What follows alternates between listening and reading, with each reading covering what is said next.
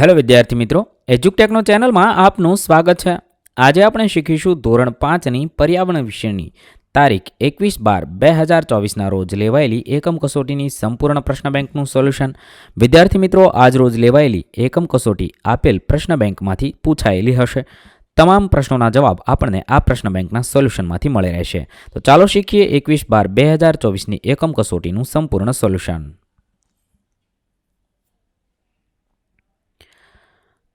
પર્યાવરણ વિષયની આજરોજ લેવાયેલી એકમ કસોટીમાં પ્રકરણ નંબર 13 અને 14ના પ્રશ્નોનો સમાવેશ કરવામાં આવ્યો છે. પ્રશ્ન નંબર 1, નીચેના પ્રશ્નોના જવાબ આપેલા વિકલ્પોમાંથી પસંદ કરી સાચો જવાબ લખવાનો છે. સવાલ નંબર 1, મનાલી એ કેવા પ્રકારનો વિસ્તાર છે? સાચો જવાબ થશે સી, પહાડી વિસ્તાર છે. 2, મનાલી કયા રાજ્યમાં આવેલું છે? જવાબ થશે એ, હિમાચલ પ્રદેશમાં આવેલું છે. સવાલ નંબર 3, નીચેનામાંથી દુનિયાનું પ્રસિદ્ધ ઊન કયું છે? જવાબ થશે બી, પશ્ચિમના. 4, કાશ્મીરના જૂના ઘરની ખાસ પ્રકારની બારીને શું કહે છે? જવાબ થશે સી, ડબ કહે છે.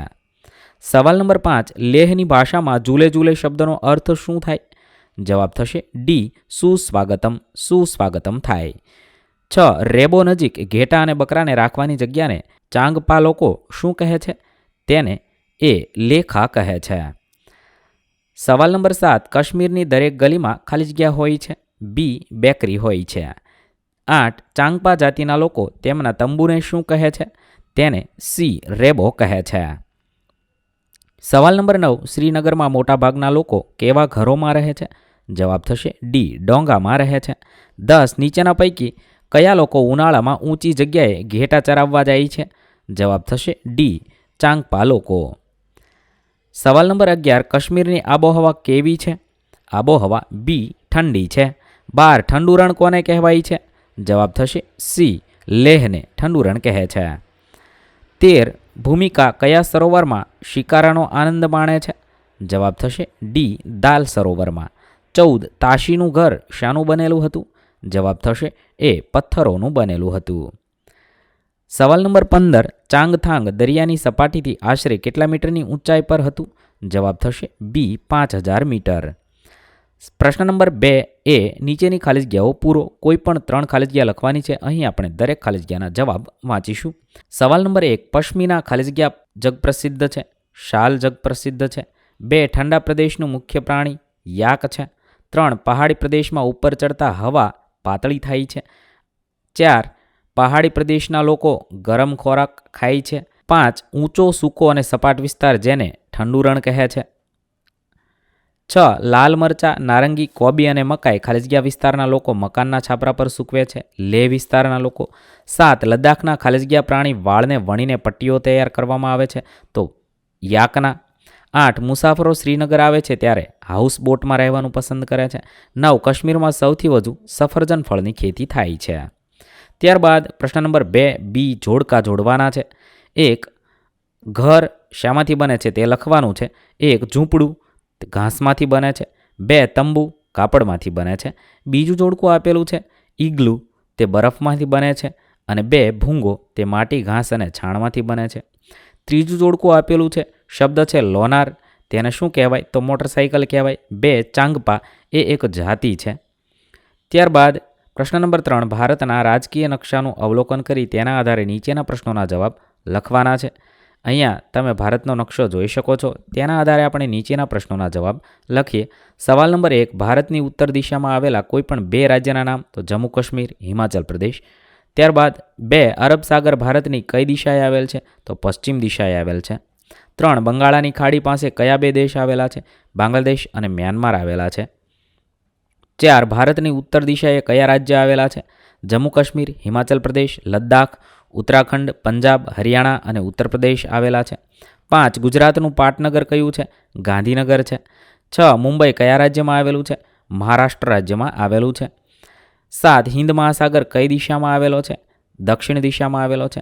8, ભારતના 2-3 પાડોશી દેશના નામ જણાવો. પાકિસ્તાન, ચીન, નેપાળ અને ભૂટાન. 9, ભારતના 2-3 કેન્દ્રશાસિત પ્રદેશના નામ જણાવો.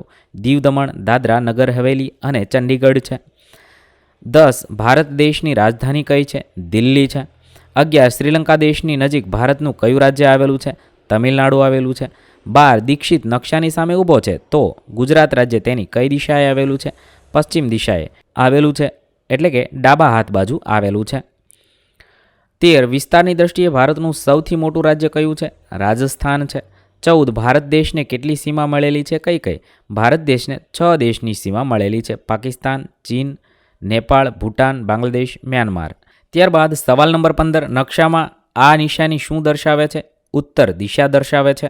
ત્યારબાદ પ્રશ્ન નંબર 4 નીચે આપેલ વિધાનો ખરા છે કે ખોટા તે જણાવવાના છે. સવાલ નંબર 1, ભૂકંપમાં ઘણા બહુમાળી મકાનો પત્તાના મહેલની જેમ ગબડી પડે છે. સાચું છે. 2, ધરતીકંપ વખતે ટેબલની નીચે બેસવું જોઈએ નહીં. વિધાન ખોટું છે. 3, અતિ વરસાદને કારણે દુષ્કાળ પડે છે. વિધાન ખોટું છે. 4, ધરતીકંપ એ કુદરતી આપત્તિ છે. વિધાન સાચું છે. 5, ખૂબ ઝડપથી ફૂંકાતા પવનોને વાવાઝોડું કહે છે. વિધાન સાચું છે. 6, ભૂકંપ સમયે ઘરમાં જ રહેવું જોઈએ. વિધાન ખોટું છે. ત્યારબાદ પ્રશ્ન નંબર 4B, મને ઓળખી મારું નામ લખો. 1, મારા અવાજથી ધરતી ધ્રુજી ઉઠે છે તો ભૂકંપ. 2, હું તાત્કાલિક સારવાર માટે ડાયલ થતો નંબર છું 108. 3, હું જંગલમાં લાગતી આગ છું તો દાવાનળ. 4, હું ભૂકંપ માપવાનું સાધન છું તો રિક્ટર સ્કેલ અથવા સિસ્મોગ્રાફ પણ એને કહેવાય છે. ત્યારબાદ 6, હું ચોરી, લૂંટફાટ, મારકૂટ સમયે પોલીસ મદદ માટે ડાયલ થતો નંબર છું તો 100 નંબર. 6, લાંબો સમય વરસાદ ન આવવાથી મારી સ્થિતિ જ સર્જાય છે તો દુષ્કાળ. 7, હું કુદરતી આપત્તિઓ સમયે ઘવાયેલા લોકોની સારવાર કરું છું એમ્બ્યુલન્સ. 8, હું મોટી વિકરાળ આગ સમયે ડાયલ થતો નંબર છું 111. 9, મારા આવવાથી સમુદ્ર કિનારે મહાકાય મોજા ઉછળે છે તો સુનામી. ત્યારબાદ પ્રશ્ન નંબર 5 નીચેના પ્રશ્નોના ટૂંકમાં જવાબ આપો. સવાલ નંબર 1, પૂર આવવાથી કેવા પ્રકારનું નુકસાન થાય છે? જવાબમાં લખીશું, પૂરના સમયે લોકોને ઘર, ખેતરમાં ઉગેલા પાક, રસ્તાઓ, રેલવે વાહન વ્યવહાર વગેરે પાણીમાં ડૂબી જાય છે. લોકોના કાચા મકાન અને ઝૂંપડા પાણીમાં તણાઈ જાય છે. પીવાના પાણી અને ખોરાકની તંગી સર્જાય છે. ઘણા લોકોના કુટુંબીજનો, સગા સંબંધી, પાલતુ પ્રાણીઓ વગેરે પૂરમાં તણાઈ જાય છે અને મૃત્યુ પણ પામે છે. સવાલ નંબર 2, આગથી બચવા માટે કેવા કેવા પગલાં લેવા જોઈએ? જવાબમાં લખીશું, આગ લાગે તો તરત જ 101 પર ફોન કરવો જોઈએ અને જાણ કરવી જોઈએ. આગના કિસ્સામાં સૌપ્રથમ બિલ્ડિંગના ફાયર એલાર્મને વગાડવું, પછી ખૂબ જોરથી આગ આગ બૂમો પાડીને લોકોને ચેતવણી આપો. ટૂંકા શબ્દોમાં ચેતવણી આપો. આગ લાગે ત્યારે લિફ્ટનો ઉપયોગ કરશો નહીં, ફક્ત સીડીનો ઉપયોગ કરો. ધુમાડાથી ઘેરાયેલા હોય ત્યારે તમારા નાક અને મોંને ભીના કપડાથી ઢાંકી દો. જો તમને ધુમાડાથી ભરેલા ઓરડામાં ફસાયેલા હોવ તો બહાર નીકળવાનો કોઈ રસ્તો નથી તો દરવાજો બંધ કરો અને ધુમાડો પ્રવેશતા અટકાવવા માટે ભીના ટુવાલ અથવા ચાદર વડે બધી તિરાડો અને છિદ્રોને સીલ કરી દો.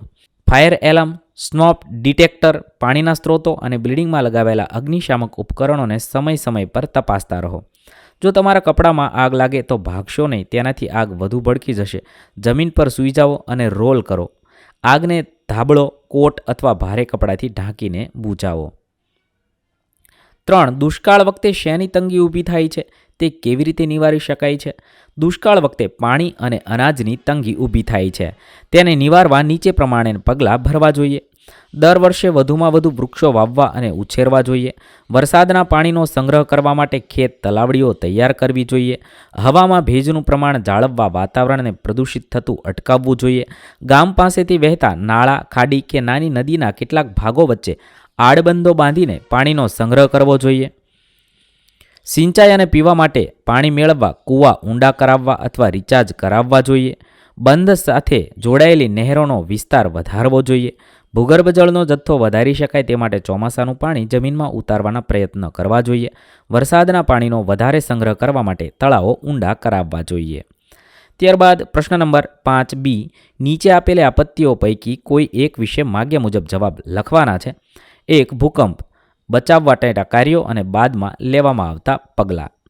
બચાવ માટેના કાર્યમાં ઘર છોડી ખુલ્લા મેદાનમાં જતા રહેવું જોઈએ. ઘરની બહાર ન જઈ શકો તો મજબૂત વસ્તુ જેવી કે ટેબલની નીચે જતા રહેવું જોઈએ.